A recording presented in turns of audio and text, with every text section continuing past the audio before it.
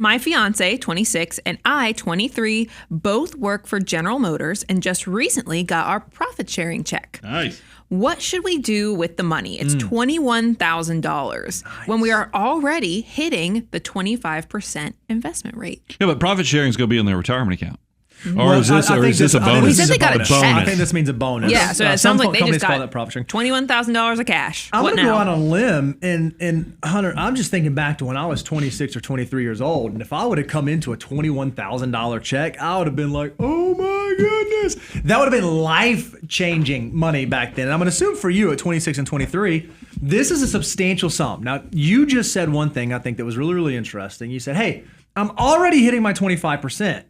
Here's my question for you. When you calculate your 25% savings rate that you're doing, did you factor in that $21,000 bonus, or was your 25% savings just on your base salary, the base income that you have coming in?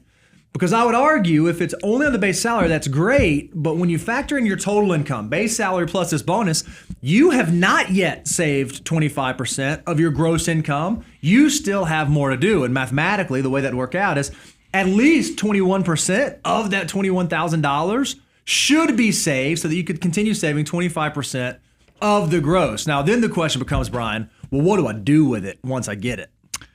It's almost like this stuff writes itself. The financial order of operations. Hang on, let me give it to all my people, ASMR people. So I see a future for him. So here's the thing. Financial advice doesn't work out. I love because you're already paying some respect to the financial order of operations, because I didn't hear anything about it, high interest debt or anything. You've already hit 25%. So this is like step 6 type stuff. And you're 26 and 23. Wowzer. It's huge. So you get to step 7, because hyperaccumulation is what it's called, means that we're going beyond the 25%, or at least considering what we need to do.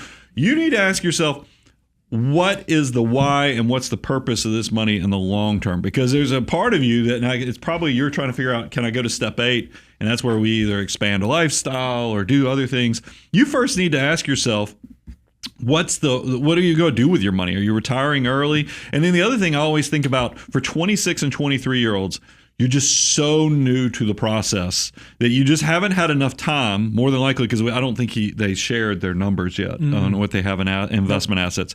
You're just not at a critical mass point. So y'all just need to have a conversation as a couple and say, look, why don't we do something that gives us go look at our wealth multiplier, go to moneyguy.com/resources, figure out as a communication tool, is there a portion of this that we can accelerate building up that critical mass even faster and maybe even reach some of those? Think about how we're going to use this money in the long term over the decades, and then figure out, okay, well, maybe there's a healthy balance here. Maybe we're going to put half of this to work, to 60% of this to work, because this would be a huge head start.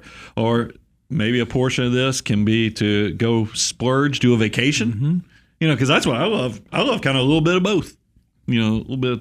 Because then you do those vacations, have those memories. Because I didn't hear anything about kids either. So let's go make some memories, as well as build a head start on even more years in the future. So I'm hearing you, at a minimum, you got to make sure that once you factor this in your total comp, 25% is what you're saving. But above and beyond that, you kind of get to pick and choose. Do I want this to be used for future purposes, future goals that we have? Or are we on a good pace? Are we on a good path where we can use some of this just for now to enjoy the present? Well, and I want to bring in a little, this is where I coach, is because I've lived a life where coming to a marriage, my wife and I when we both got married, neither one of us, like our idea of traveling was like our parents loading us up, going down to Panama City. Yeah, buddy. And loading the entire family in one room, kids slept in the closet, in sleeping bags, and so you do it. So when we got married, we hadn't done anything. Everything was nice. I remember when we went to Cancun, Mexico on our honeymoon, and the place was not that great,